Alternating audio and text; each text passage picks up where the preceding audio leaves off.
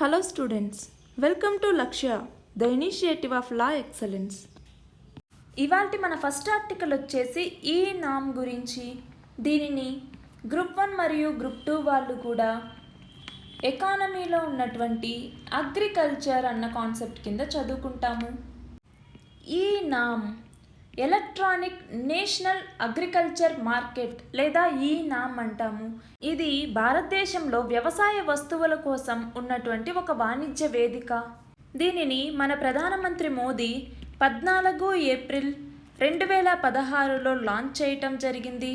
ఇందులో 90 రకాల వ్యవసాయ ఉత్పత్తులకి చోటు కల్పించారు. ప్రస్తుతం ఈ నామ్లో 54 లక్షల మంది రైతులు, 582 మండీలు ఉన్నాయి. ఈ నామ్ని అమల్లో పెట్టాలి అంటే రాష్ట్ర ప్రభుత్వాలు మొదటగా రైతులు ఎలక్ట్రానిక్ వేలం ద్వారా మంచి ధర పొందటానికి వీలుగా ఏపీఎంసీ చట్టాన్ని సవరించాల్సి ఉంటుంది. రాష్ట్రమంతటా కూడా ఒకే లైసెన్సును ప్రవేశపెట్టి ఒక్కచోటే మార్కెట్ రుసుము విధించే వెసులుబాటును కల్పించాలి. ఇంతవరకు కేవలం 13 రాష్ట్రాలు మాత్రమే ఏపీఎంసీ చట్టానికి సవరణలు చేశాయి. ఈ నామ్ కింద ఉత్తరప్రదేశ్లో 100, గుజరాత్లో 79, మహారాష్ట్రలో 60, మధ్యప్రదేశ్లో 58, హర్యానాలో 54, తెలంగాణలో 44 మండీలు ఏర్పాటయ్యాయి. అయితే ఏ రాష్ట్రంలో కూడా ఒక్క మండీ కూడా పూర్తి స్థాయిలో పని ప్రారంభించలేదు. చాలా రాష్ట్రాల్లో అయితే నాణ్యతా పరీక్ష యంత్రాలు, గ్రేడింగ్ వసతులు కూడా లేవు. అంతర్జాల అనుసంధానం కూడా లేదు. మహారాష్ట్రలో మౌలిక వసతులు కూడా ఇంకా ప్రాథమిక స్థాయిలోనే ఉన్నాయి. గుజరాత్, మహారాష్ట్రల్లో నాణ్యతా పరీక్షశాలల్ని ఏర్పాటు చేయాలి.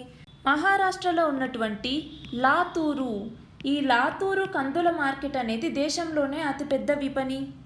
అయినా కూడా ఇక్కడ ఈ నామ్ వేదిక మీద వ్యాపారం నిర్వహించలేకపోతున్నారు. ఇంత పెద్ద పెద్ద మండీల పరిస్థితే ఇలా ఉంటే చిన్నవాటి సంగతి ఏంటి? మహారాష్ట్రలో ఉన్నటువంటి 5 మార్కెట్ యార్డులలో మాత్రమే ఈ నామ్ పనిచేస్తుంది. ఇతర రాష్ట్రాల పరిస్థితి కూడా ఇలానే ఉంది. తెలంగాణలో ఉన్నటువంటి 44 మార్కెట్ యార్డులు ఈ నామ్ అనే వేదికకు మారినా కూడా వాటిలో చాలా చోట్ల గ్రేడింగ్, నాణ్యతా పరీక్షల వసతులు లేవు. అంతర్జాలం ద్వారా పసుపు నాణ్యతను పరీక్షించే వెసులుబాటు లేకపోవటం వల్ల బయటి వ్యాపారులు పసుపును కొనడానికి ముందుకు రావటం లేదు. ఉత్తరప్రదేశ్, హర్యానా, రాజస్థాన్ వీటిలో పూర్తి స్థాయిలో అంతర్జాల మండీలు ఇంకా ఏర్పాటులో లేవు. ఇంకా అడ్డంకులు ఏమున్నాయి? నాణ్యతను ఖచ్చితంగా కనుక పరీక్షిస్తే తక్కువ ధర వస్తుందేమో అని చెప్పేసి రైతులు, అంతా పారదర్శకంగా జరిగితే ఎక్కువ పన్నులు కట్టాల్సి వస్తుంది అనేసి వ్యాపారులు కూడా భయపడుతున్నారు. నాణ్యతా పరీక్షల కోసం ఎలాంటి పరికరాలు అవసరమవుతాయో అన్న అంచనా వేయగల సామర్థ్యం కూడా సిబ్బందికి ఉండటం లేదు. కొత్త కొనుగోలుదారులు రావాలన్నా, పోటీ వల్ల మంచి ధరలు లభించాలన్నా కూడా మార్కెట్కి ఏకీకరణ అనేది అవసరం. కానీ అది ఇప్పట్లో జరిగేలాగా లేదు. వేరే మండీల నుంచి వ్యాపారులు అంతర్జాలం ద్వారా కొనుగోలుకు ప్రయత్నిస్తే స్థానిక మండీల్లో కూడా ధరలు పెరుగుతాయి. కానీ అది ఇంతవరకు జరగలేదు. వివిధ మండీల్ని ఏకీకరించిన, అంతర్జాలంలో అనుసంధానించిన ఉత్పత్తుల రాక, ధరలు ఏమాత్రం కూడా పెరగలేదు. దీనికి కారణం ఏం చెప్పచ్చు? వ్యాపారులు వ్యవసాయ ఉత్పత్తుల నాణ్యతని స్వయంగా చూసి నిర్ధారించాలి అనుకుంటారు. అంతేకాని అంతర్జాలంలో చూసి తృప్తి పడాలి అనుకోవటం లేదు. అలాగే నాణ్యతని అంతర్జాలంలో సాధికారికంగా నిర్వహించలేకపోతున్నందువల్ల దూర ప్రాంత వ్యాపారులు ఆన్లైన్లో సరుకు కొనుగోలు చేయలేకపోతున్నారు. అలాగే ధర విషయంలో కూడా వ్యాపారులు కుమ్మక్కవ్వటం, వ్యాపారులు, కమిషన్ ఏజెంట్లు ఇద్దరూ కలిసి ఆన్లైన్లో క్రయ విక్రయాల్ని బహిష్కరించటం, ఇవన్నీ కూడా మండీల్లో జరుగుతోంది. బయటి వ్యాపారులు రాకపోవటం కూడా వాళ్లకు మంచి జరుగుతోంది. కొన్ని చోట్ల మండీలకు బయట బేరాలు కుదిరిపోతూ వాళ్ళకు అక్కడ అమ్మేస్తున్నారు. అలాగే ఈ నామ్ కింద రైతులకు లభించేటటువంటి పంట ధరల్ని కూడా నేరుగా వారి బ్యాంకు ఖాతాల్లో జమ చేయటం కూడా ఇబ్బంది అవుతోంది. ఈ నామ్ వ్యవస్థ గాడిలో పడాలి అంటే దానికి చాలా సంస్కరణలు అవసరం ఉంటుంది. ఏజెంట్లు కూడా వాళ్ళు సరుకుల్ని అమ్మి పెట్టడమే కాకుండా రుణాలు కూడా ఇస్తారు కాబట్టి రైతులకు వారి మీద నమ్మకం ఎక్కువ. బ్యాంకు ద్వారా పంటకు డబ్బు తీసుకోవాలంటే 1-2 రోజులు పడుతుంది. వాళ్ళ ఖాతాల్లో డబ్బు పడగానే అంతకుముందు వాళ్ళు బ్యాంకుకు చెల్లించాల్సిన వడ్డీని, రుణ బకాయిల్ని అవి మినహాయించుకొని మిగిలింది వాళ్ళకి ఇవ్వటం జరుగుతుంది. ఏజెంట్లు అయితే వెంటనే డబ్బు చెల్లిస్తారు. దానివల్ల భరోసా కూడా వాళ్ళకు ఉంటుంది, మొత్తం డబ్బులు ఇస్తారు అనేసి. ప్రభుత్వాలు రైతుల్ని, కమిషన్ ఏజెంట్లు వీళ్ళందరినీ ఈనాం వ్యవస్థలో భాగస్వామ్యం అయ్యేలాగా ప్రోత్సహించాలి. ఎలక్ట్రానిక్ చెల్లింపుల్లో పారదర్శకతను తీసుకురావాలి.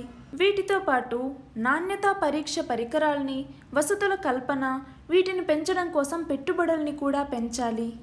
కేంద్ర రాష్ట్ర ప్రభుత్వాలు రుణమాఫీలు అని చెప్పేసి రైతు బంధు పథకం, కిసాన్ సమ్మాన్ ఇలాంటి పథకాలకే ఎక్కువ ప్రాముఖ్యం ఇస్తున్నాయి.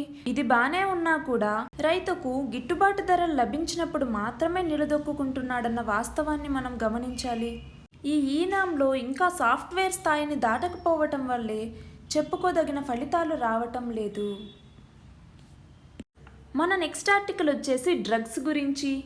దీనిని గ్రూప్ 1 మరియు గ్రూప్ 2 వాళ్ళు కూడా హెల్త్ అన్న కాన్సెప్ట్ కింద చదువుకుంటాము. భారతదేశంలో మద్యం మరియు మారక ద్రవ్యాల యొక్క వినియోగం మీద All India Medical Sciences AIIMS, అలాగే National Drug Dependence Treatment Centre NDDTC ఇవి నిర్వహించినటువంటి ఒక నివేదికని కేంద్ర సామాజిక న్యాయ సాధికార మంత్రిత్వ శాఖ విడుదల చేసింది. ఇందులో దేశంలో ఉన్నటువంటి అన్ని రాష్ట్రాలు, కేంద్రపాలిత ప్రాంతాల్లో కూడా 186 జిల్లాల్లో 2,111 కుటుంబాల మీద సర్వే చేశారు. 10 నుంచి 75 ఏళ్ల మధ్య ఉన్నటువంటి సుమారు 4,73,569 మంది నుంచి వివరాలు సేకరించారు. ఈ లెక్కల ప్రకారం దేశవ్యాప్తంగా దాదాపు 16 కోట్ల మందికి మద్యం అలవాట్లున్నట్టు అంచనా వేశారు. వీళ్లలో 2.9 కోట్ల మంది మద్యానికి బానిసలుగా ఉంటే మరో 5.7 కోట్ల మంది ఈ అలవాట్ల కారణంగా వేరే రుగ్మతలతో కూడా సతమతమవుతున్నారు. మద్యాన్ని ఎక్కువ శాతం వినియోగిస్తున్నటువంటి రాష్ట్రాల్లో ఛత్తీస్గఢ్ మొదటి స్థానంలో ఉంటే తర్వాత స్థానంలో త్రిపుర, తర్వాత పంజాబ్, అరుణాచల్ ప్రదేశ్, గోవా ఉన్నాయి. ఈ జాబితాలో తెలంగాణ 15వ స్థానంలో ఉంది. ఏపీ 20వ స్థానంలో ఉంది. ఇంజెక్షన్స్ ద్వారా మత్తు పదార్థాలను తీసుకుంటున్న వారు మన దేశంలో సుమారు 8.5 లక్షల మంది ఉన్నారు. రాష్ట్రాల వారీగా తీసుకుంటే ఏపీ, తెలంగాణ కూడా 4, 5 స్థానాల్లో ఉన్నాయి. వీటిలో మొదటి స్థానంలో ఉత్తరప్రదేశ్, 2వ స్థానంలో పంజాబ్, 3వ స్థానంలో ఢిల్లీ ఉంటే 4వ స్థానంలో ఆంధ్రప్రదేశ్, 5వ స్థానంలో తెలంగాణ ఉన్నాయి. దేశవ్యాప్తంగా 10.7 లక్షల మంది కొకైన్ని వినియోగిస్తున్నారు.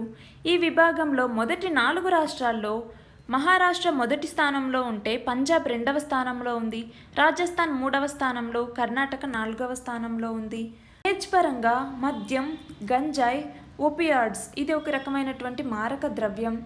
అలాగే పీల్చే ద్రవాలు వీటి వినియోగంలో ఒక్కొక్క ఏజ్ వాళ్ళు ఎలా ఉన్నారు అన్నది ఇక్కడ ఇవ్వటం జరిగింది. మన నెక్స్ట్ ఆర్టికల్ వచ్చేసి ఇస్రో పురస్కారాల గురించి. దీనిని గ్రూప్ 1 మరియు గ్రూప్ 2 వాళ్ళు కూడా కరెంట్ అఫైర్స్ కింద చదువుకుంటాము. ఇస్రో భారతీయ అంతరిక్ష పరిశోధనా సంస్థ. ఇది చేపట్టినటువంటి వివిధ ప్రాజెక్టుల్లో విలువ ఆధారిత సేవలు, వాల్యూ యాడెడ్ సర్వీస్, వాస్ అంటాము. ఈ విలువ ఆధారిత సేవలు అందించిన 96 మందికి ఇస్రో పురస్కారాలను ఇచ్చింది. 2017 సంవత్సరానికి గాను యువ విభాగంలో 50 మందికి, మెరిట్ విభాగంలో 20 మందికి, ప్రతిభా విభాగంలో 10 మందికి, ఉత్తమ బృందం విభాగంలో 16 పురస్కారాలను అందజేశారు. వచ్చే సంవత్సరం నుంచి ఈ పురస్కారాలతో పాటు అవుట్ స్టాండింగ్ పురస్కారాలు, అలాగే జీవన సాఫల్య పురస్కారాలని కూడా అదనంగా అందజేయబోతున్నారు. మన నెక్స్ట్ ఆర్టికల్ వచ్చేసి UNSC గురించి. యునైటెడ్ నేషన్స్ సెక్యూరిటీ కౌన్సిల్, ఐక్యరాజ్య సమితి భద్రతా మండలి గురించి. దీనిని గ్రూప్ 1 మరియు గ్రూప్ 2 వాళ్ళు కూడా ఇంపార్టెంట్ ఇన్స్టిట్యూషన్స్ అన్న కాన్సెప్ట్ కింద చదువుకుంటాము. పాకిస్తాన్ కేంద్రంగా కార్యకలాపాలు సాగిస్తున్నటువంటి జైషే మహమ్మద్ సంస్థ పుల్వామాలో భారత సైనికుల మీద దాడికి పాల్పడింది. ఆ విషయం మీద ఫ్రాన్స్, బ్రిటన్, అమెరికాలు కూడా జైషే మహమ్మద్ అధినేత అయినటువంటి మసూద్ అజార్ ఇతన్ని అంతర్జాతీయ ఉగ్రవాదిగా ప్రకటించాలి అని చెప్పేసి ఐక్యరాజ్య సమితి భద్రతా మండలికి ప్రతిపాదన తీసుకొచ్చారు. ఈ ప్రతిపాదనకి ఏవైనా అభ్యంతరాలుంటే ఆల్ ఖైదా ఆంక్షల కమిటీ సభ్యులు 10 రోజుల లోపల వాటిని తెలియజేయాల్సి ఉంటుంది. యుఎన్ఎస్సిలో శాశ్వత సభ్యత్వం ఉన్నటువంటి చైనా తన వీటో అధికారాన్ని ఉపయోగించి అంతర్జాతీయ ఉగ్రవాదిగా మసూద్ అజార్ని ప్రకటించకుండా అడ్డుకుంది. ఇలాంటి వైఖరి ఇప్పటికే 2009, 16, 17లో కూడా చైనా చూపించింది. ఈ విషయానికి సంబంధించి చైనా ఏమంటోంది? చైనా బాధ్యతాయుతమైన వైఖరినే కొనసాగిస్తోంది. చర్చలు, సంప్రదింపుల ద్వారా అందరికీ ఆమోదయోగ్యమైనటువంటి పరిష్కారం కనుగొనాలి, అదే మా అభిమతం అనేసి చైనా విదేశాంగ శాఖ ప్రతినిధి అన్నారు. ఈ యునైటెడ్ నేషన్స్ సెక్యూరిటీ కౌన్సిల్ దీనిని 1945లో దీని ఫార్మేషన్ అనేది జరిగింది. ఇందులో మొత్తం 15 దేశాలున్నాయి. అందులో 5 శాశ్వత సభ్య దేశాలు, 10 శాశ్వత సభ్యత్వం లేనటువంటి దేశాలు. ఈ 5 దేశాలనే మనం P5 కంట్రీస్ అని కూడా పిలుస్తాము. చైనా, ఫ్రాన్స్, రష్యా, యూకే, అలాగే యుఎస్. ఈ 5 కూడా శాశ్వత సభ్యత్వం ఉన్నటువంటి దేశాలు. వీటికి వీటో పవర్ అనేది ఉంది. వీటో పవర్ అంటే ఏంటి? ఈ 4 ఓకే చెప్పి యుఎస్ ఓకే చెప్పకపోతే అది క్యాన్సిల్ అయిపోతుంది. ఇప్పుడు ఈ జైషే మహమ్మద్ అధినేత అయినటువంటి మసూద్ అజార్ని అంతర్జాతీయ ఉగ్రవాదిగా ప్రకటించాలి అని చెప్పేసి ఫ్రాన్స్, బ్రిటన్, అమెరికా ఇవన్నీ ప్రతిపాదిస్తే చైనా మాత్రం వీటికి నో చెప్పింది. కాబట్టి ఇది క్యాన్సిల్ అయింది. శాశ్వత సభ్యత్వం లేనటువంటి 10 దేశాలు ఏంటి? Belgium, Dominican republic, equatorial Guinea, Germany, Indonesia, Ivory Coast, Kuwait, Peru, Poland, అలాగే సౌత్ ఆఫ్రికా. ఇవన్నీ శాశ్వత సభ్యత్వం లేనటువంటి దేశాలు. మన నెక్స్ట్ ఆర్టికల్ వచ్చేసి అయోధ్య కేసు మీద ఉన్నటువంటి మధ్యవర్తిత్వ కమిటీ గురించి. దీనిని గ్రూప్ 1 మరియు గ్రూప్ 2 వాళ్ళు కూడా కల్చర్కి రిలేట్ చేసుకుంటాము, అలాగే కరెంట్ అఫైర్స్ కింద కూడా చదువుకుంటాము. అయోధ్య వివాదం అనేది భారతదేశంలో రాజకీయంగా, చారిత్రకంగా, సామాజికంగా కూడా మత వివాదాస్పదమైంది. ఈ అయోధ్య అన్నది ఉత్తరప్రదేశ్లో ఉంది. 1992 డిసెంబర్ 6వ తేదీన ఒక రాజకీయ పార్టీ యొక్క ర్యాలీలో బాబ్రీ మసీదును ధ్వంసం చేశారు. హిందూ మతం ప్రకారం ఈ అయోధ్య అన్నది రాముడి యొక్క జన్మస్థలం. రాముణ్ణి విష్ణువు యొక్క 7వ అవతారంగా పరిగణిస్తారు. రామాయణం ప్రకారం రాముడు అయోధ్యలో ఉన్నటువంటి రాణి కౌసల్య, అలాగే దశరథ రాజులకు జన్మించాడు. హిందూ మత గ్రంథమైనటువంటి గరుడ పురాణం ప్రకారం ఇక్కడ మరణించిన వారు మోక్షాన్ని పొందుతారు. ఇంకా బాబ్రీ మసీద్ అంటే బాబర్ మొఘల్ సామ్రాజ్యం యొక్క మొట్టమొదటి మొఘల్ చక్రవర్తి. 1528లో బాబర్ యొక్క సైన్యాధికారుల్లో ఒకరైనటువంటి మీర్ బాకీ అనే అతను బాబ్రీ మసీద్ని బాబర్ ఆదేశాల మీద నిర్మించాడు అనేసి నమ్ముతారు. భారతదేశానికి స్వాతంత్రం వచ్చేసిన తర్వాత 1949లో ఈ మసీద్ లోపల రామ విగ్రహాన్ని ఉంచారు. ఇది కూడా వివాదాన్ని ప్రేరేపించింది. తర్వాత 1990 సెప్టెంబర్లో బీజేపీ నాయకుడైనటువంటి ఎల్కే అద్వానీ తను ఉద్యమానికి మద్దతు ఇవ్వటం కోసం అయోధ్యకి రథయాత్ర ప్రారంభించారు. ఆయన ఏమన్నారు? మక్కాలో ఇస్లామిక్ వాతావరణానికి ముస్లింలకు హక్కు ఉన్నట్లయితే, క్రైస్తవులకి వాటికన్లో క్రిస్టియన్ వాతావరణానికి అర్హులైతే, అయోధ్యలో హిందూ వాతావరణాన్ని అంచనా వేయడం తప్పు ఎందుకు అవుతుంది అనేసి అద్వానీ పేర్కొన్నారు. 1992 డిసెంబర్ 6వ తేదీన ఈ బాబ్రీ మసీదును కూల్చివేయటం జరిగింది. ఈ కూల్చివేత తర్వాత 2000 మందికి పైగా ప్రజలు చంపబడ్డారు. 1992 డిసెంబర్ 16వ తేదీన బాబ్రీ మసీద్ కూల్చివేతకు దారితీసినటువంటి పరిస్థితుల్ని పరిశీలించడానికి భారత ప్రభుత్వం లిబెరాన్ అనేటటువంటి ఒక కమిషన్ని ఏర్పాటు చేసింది. తర్వాత 2001లో ఆ మసీదు కూల్చివేసిన ప్రాంతంలోనే ఒక ఆలయాన్ని నిర్మించాలి అనేసి ఒక తీర్మానాన్ని తీసుకొచ్చారు. దీని తర్వాత 2002 ఫిబ్రవరి 27వ తేదీ గుజరాత్లో గోధ్రా అల్లర్లు జరిగాయి. ఇందులో కనీసం 58 మంది మృతి చెందారు. 2000 మందికి పైగా అనధికారికంగా మరణించారు అనేసి నివేదిక చెప్పింది. ఇలా వస్తున్నటువంటి ఈ కేసులో ఈ అయోధ్య సమస్యని శాంతియుతంగా పరిష్కరించుకోవడం కోసం మధ్యవర్తిత్వ కమిటీ అనే దాన్ని తీసుకురావటం జరిగింది. ఈ కమిటీలో సుప్రీంకోర్టు మాజీ న్యాయమూర్తి అయినటువంటి ఎఫ్ఎం కరీఫుల్లా, అలాగే శ్రీ రవిశంకర్, సీనియర్ న్యాయవాది అయినటువంటి శ్రీరామ్ పంచు, వీళ్ళ ముగ్గురు ఇందులో సభ్యులుగా ఉన్నారు. ఈ మధ్యవర్తిత్వం మీద గోప్యత పాటించాలి అని చెప్పేసి సుప్రీంకోర్టు ఆదేశం ఇచ్చింది. వీరి యొక్క మధ్యవర్తిత్వం మొదలైంది. సుప్రీంకోర్టు నియమించినటువంటి ఈ కమిటీ ముందు మార్చి 13వ తేదీ 25 మంది వ్యాజ్యదారులు హాజరయ్యారు. వీరి తరపున న్యాయవాదులు, ఇతరులు మరో 25 మంది వరకు పాల్గొన్నారు. ఇది మొత్తం గోప్యంగా ఉంచాల్సి ఉంటుంది. ఆ లోపల ఏం జరిగింది, ఎవరు ఏం మాట్లాడింది కూడా ఎవరు బయటికి వెల్లడించకూడదు.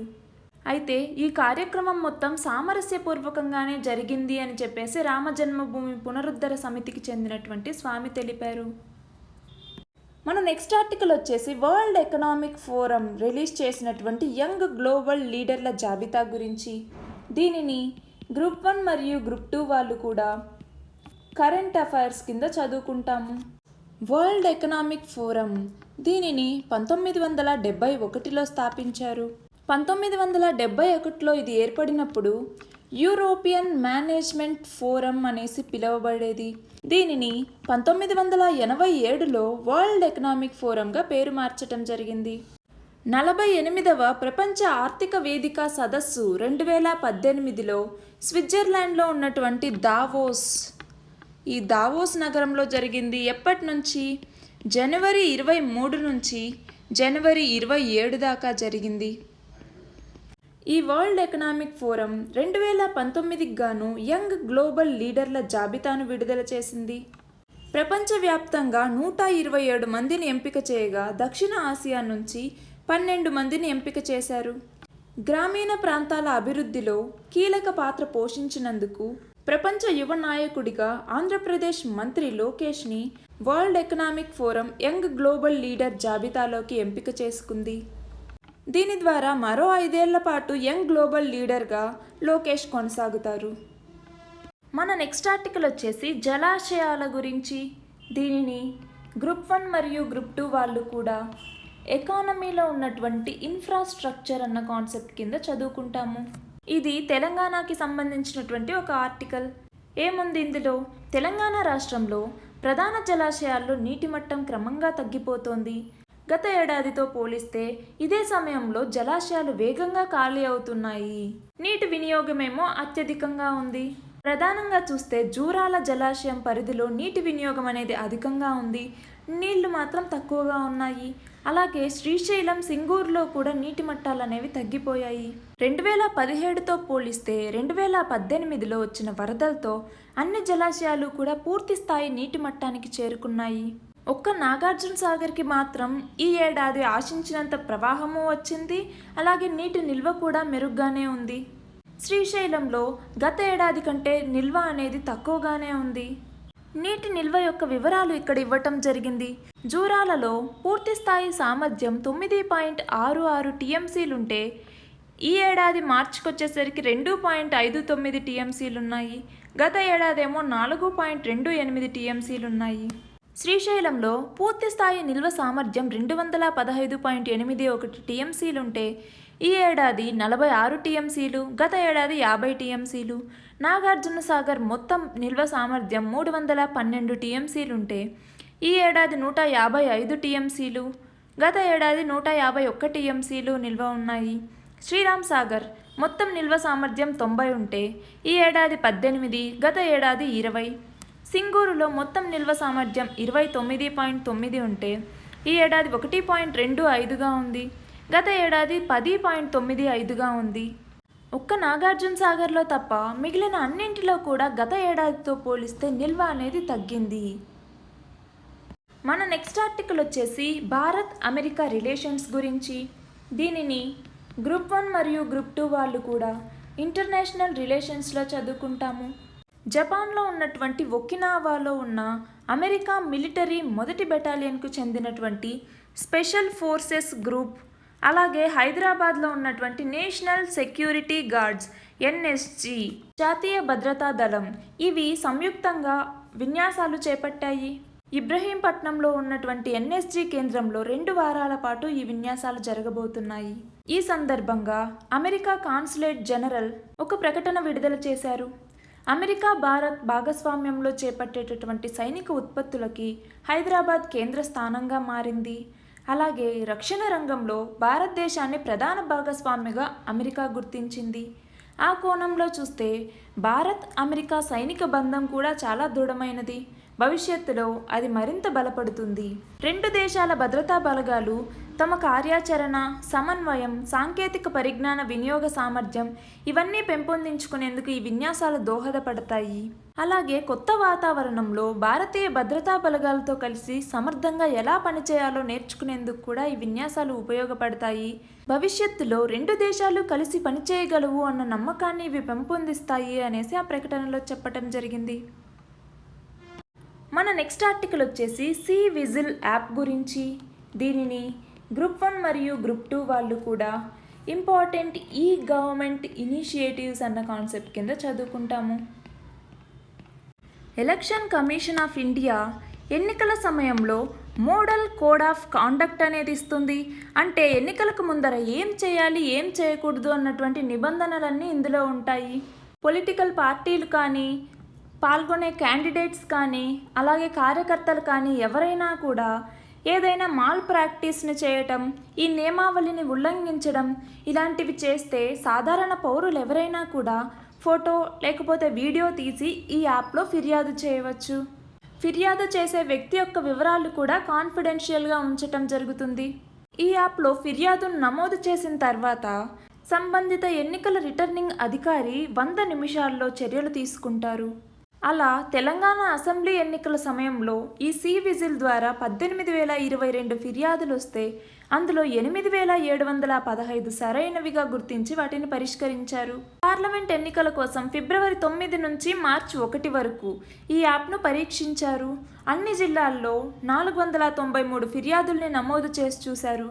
ఇది విజయవంతం అవ్వడంతో మార్చి 12 నుంచి ఈ యాప్ను ఆన్లైన్ చేశాము అనేసి రాష్ట్ర ముఖ్య ఎన్నికల అధికారి కార్యాలయం ఒక ప్రకటన విడుదల చేసింది. మన నెక్స్ట్ ఆర్టికల్ వచ్చేసి పిఎం కిసాన్ గురించి. దీనిని గ్రూప్ 1 మరియు గ్రూప్ 2 వాళ్ళు కూడా గవర్నమెంట్ ఇనిషియేటివ్స్ అన్న కాన్సెప్ట్ కింద చదువుకుంటాము. పిఎం కిసాన్ ప్రధానమంత్రి కిసాన్ సమ్మాన్ నిధి యోజన. దీని గురించి మనం ఆల్రెడీ చదువుకున్నాము. ఏమని? పిఎం కిసాన్ యోజన కింద 5 ఎకరాలు లేదంటే 2 హెక్టార్ల లోపలున్నటువంటి రైతులకి ఖరీఫ్ మరియు రబీ 2 సీజన్లకు కలిపి సంవత్సరానికి 6,000 చొప్పున అందించడం జరుగుతుంది. ఈ పథకం కౌలు రైతులకు వర్తించదు. అయితే ఈ పథకంలో 5 ఎకరాల లోపు ఉన్న రైతు కుటుంబానికి 3 విడతలుగా 6,000ను అందజేస్తారు. ఈ సాయాన్ని పొందడం కోసం 5 ఎకరాలు అంటే 2 హెక్టార్ల కన్నా ఎక్కువ ఉన్న వాళ్ళు ఏం చేస్తున్నారు? అందులో కొంత మొత్తాన్ని కూతుర్లు, కొడుకుల పేరు మీద వారసత్వ రిజిస్ట్రేషన్ చేయిస్తున్నారు. దాంతో వాళ్లకు 5 ఎకరాల కన్నా లోపు ఉన్న వాళ్ళైతే వాళ్ళు ఈ 6,000 రూపాయల సాయానికి ఎలిజిబుల్ అవుతారు. అలాగే గిఫ్ట్ డీడ్ కింద రిజిస్ట్రేషన్ వ్యయం కూడా ప్రభుత్వ విలువలో కేవలం 2% మాత్రమే తీసుకుంటున్నారు. కాబట్టి రిజిస్ట్రేషన్ల సంఖ్య కూడా పెరుగుతూ వస్తోంది. మనం చూస్తున్న ఈ ఫోటో నల్గొండ జిల్లాలో ఉన్నటువంటి దేవరకొండ సబ్ రిజిస్టర్ కార్యాలయంలో. ఇక్కడ సాధారణ రోజుల్లో నిత్యం 20 లోపు రిజిస్ట్రేషన్లు జరుగుతుంటే ఇప్పుడు రోజుకు 100కు పైగా రిజిస్ట్రేషన్లు జరుగుతున్నాయి. మన నెక్స్ట్ ఆర్టికల్ వచ్చేసి ఐవీసీ గురించి. దీనిని గ్రూప్ 1 మరియు గ్రూప్ 2 వాళ్ళు కూడా హిస్టరీలో ఉన్నటువంటి ఐవీసీ ఇండస్ వ్యాలీ సివిలైజేషన్ అన్న కాన్సెప్ట్ కింద చదువుకుంటాము. గుజరాత్లో ఉన్నటువంటి కచ్ జిల్లాలో ఉన్నటువంటి కటియా గ్రామంలో 2 నెలలుగా చేపడుతున్న తవ్వకాల్లో సుమారు 4,600 నుంచి 5,200 ఏళ్ల కిందటి శ్మశాన వాటిక ఒకటి వెలుగు చూసింది. అయితే ఇది హరప్పా సంస్కృతి నాటిది అనేసి భావిస్తున్నారు. ఈ శ్మశాన వాటికలో ఉన్నటువంటి స్పెషల్ ఏంటి అంటే ఇందులో సమాధులన్నీ కూడా దీర్ఘచతురస్రాకారంలో ఉంటాయి. మిగిలినవి గుజరాత్ రాష్ట్రంలో ఇప్పటి వరకు వెలుగు చూసిన సమాధులన్నీ కూడా వలయాకారంలోనే ఉన్నాయి. అయితే ఇవి మాత్రం దీర్ఘచతురస్రాకారంలో ఉన్నాయి. ఈ శ్మశాన వాటిక యొక్క విస్తీర్ణం 300 చదరపు మీటర్లు.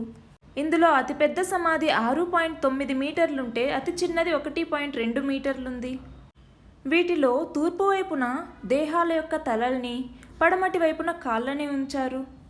వీటిలో 5,000 సంవత్సరాల కిందటి నాటి పూర్తి స్థాయి అస్థిపంజరం అనేది లభించింది.